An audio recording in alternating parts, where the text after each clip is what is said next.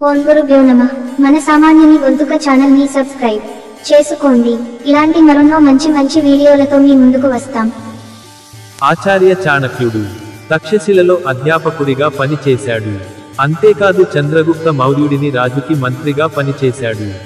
ఆచార్య చాణక్యుడు రచించిన నీతి శాస్త్రంలో మానవ జీవితంలోని ప్రతి అంశాన్ని ప్రస్తావించాడు.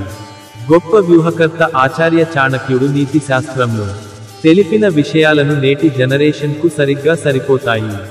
అలా చాణక్యుడు చెప్పిన విషయాల్లో ఒకటి స్త్రీ గురించి. గుండ్రని ముఖం కలిగి నాభి కుడివైనకు వంగి ఉండే మహిళలు అత్యంత అదృష్టం వంతులే కాదు, జీవితంలో ఉన్నత స్థానానికి చేరుకుంటారట. ప్రకాశవంతమైన మేని ఛాయ, మృదువైన కలువ రేకుల్లాంటి చేతులు కలిగిన మహిళలు నిరాడంబరమైన వాళ్లే కాకుండా స్థిరమైన మనస్తత్వాన్ని కలిగి ఉంటారట. పొడిబారిన జుట్టు, ఉబ్బెత్తు కళ్ళు ఉన్న స్త్రీలు చిన్న వయసులోనే వైధవ్యాన్ని పొందుతారట. పున్నమి చంద్రుడి లాంటి ముఖంతో పాటు ఉదయించే సూర్యుడి ప్రకాశంతో పున్నమి చంద్రుడి వదనం కలిగిన స్త్రీలు ఉల్లాసం, ఉత్సాహంతో కూడిన జీవితాన్ని గడుపుతారట. హస్తరేఖలు గజిబిజిగా ఉండి చేతుల నుంచి బయటకు వస్తే అలాంటి వాళ్ళు జీవితాంతం కష్టాలు అనుభవించడమే కాదు, యాతనతో జీవిస్తారు. ఒకవేళ అరచేతుల్లో రేఖలు తక్కువ ఉంటే కొన్నిసార్లు పేదరికంతో ఇబ్బంది పడతారట. హస్తరేఖలు లేత గులాబీ రంగులో ఉండే మహిళలకు ఆనందంతో పాటు జీవితంలోనూ ఉన్నత శిఖరాలకు చేరుకుంటారట. చేతి రేఖలు నలుపుగా ఉంటే బానిసలా బతుకుతారట. చేతిలో చక్రం లేదా వల ఆకారం, చెవిపోగు సంకేతం ఉండే స్త్రీలకు పుట్టే పిల్లలు శాసనకర్తలు, పాలించేవాళ్లు అవుతారట.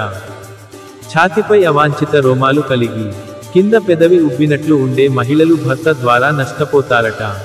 అరచేతిలో తోరణం ఆకారంలో రేఖలు ఉంటే తమ కంటే ఉన్నత కుటుంబంలో కోడలిగా అడుగుపెడుతుందట. లేత గోధుమ రంగు జుట్టు, గుండ్రని నాభి ఉన్న స్త్రీలు పేదరికం లేదా మధ్య తరగతి జీవితాన్ని గడుపుతారట. పాదానికి ఉండే చిన్న పెద్ద వేళ్లు భూమిని తాకని మహిళలు ముఖ్యమైన సందర్భాల్లో తీవ్ర ఓడదోడుకులకు గురవుతారట.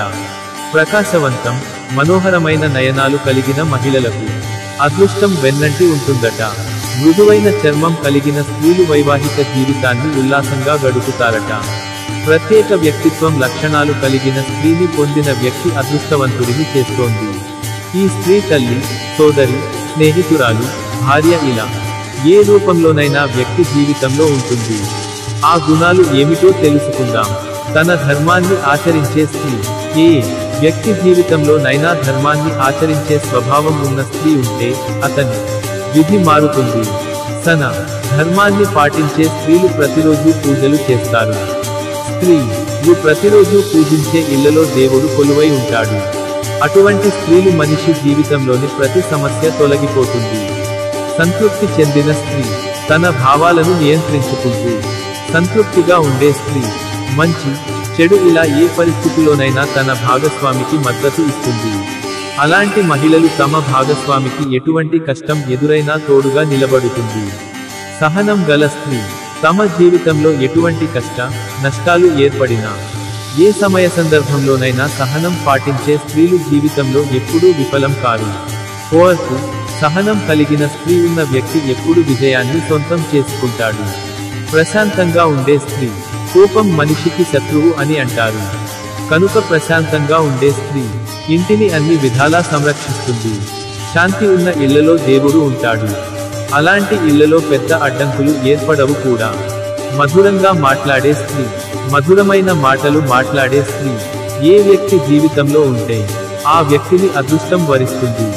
ఎటువంటి పరిస్థితి ఏర్పడినా ఆ వ్యక్తికి మద్దతుగా ఆ స్త్రీ నిలుస్తుంది. ఇలాంటి మహిళలు తమ ఇంటి వాతావరణాన్ని ఎల్లప్పుడూ ఆహ్లాదకరంగా ఉంచుతారని, అందరూ సంతోషంగా ఉంటారని చాణక్యుడు చెప్పాడు.